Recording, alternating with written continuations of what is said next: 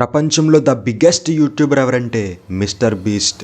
Million subscribers, billion views, ప్రపంచంలో అతిపెద్ద fame ఉన్న వ్యక్తి ఈ మిస్టర్ బీస్ట్.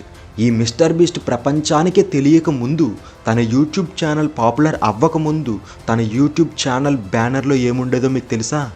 యేసు క్రీస్తు శిలువ మరియు యోహాను సువార్త 3వ అధ్యాయము 16వ వచనం. ఏంటనుకుంటున్నారా? దేవుడు లోకమును ఎంతో ప్రేమించెను. నిజమే కదా. ఆయన తన యూట్యూబ్ బ్యానర్లోనే బైబిల్ వచనాన్ని పెట్టుకున్నాడంటే ఆయనకి యేసు క్రీస్తు మీద ఎంత గౌరవం ఉందో మనకు అర్థమవుతుంది. నిజమే, దేవుడు అందరినీ ప్రేమించమన్నాడు, దేవుడు లోకాన్ని ప్రేమిస్తున్నాడు. అందుకే మిస్టర్ బీస్ట్ కూడా ఎంతమందినో ప్రేమించి ఎన్నో మంచి కార్యాలు చేశాడు.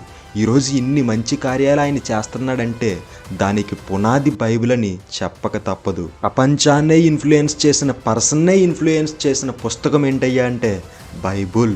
మరి అలాంటి బైబుల్ని మనం ఎంతమంది చదువుతున్నాం? ఒకవేళ మీరు కూడా బైబిల్ చదివేవారైతే ఎస్ అని కామెంట్ చేయండి.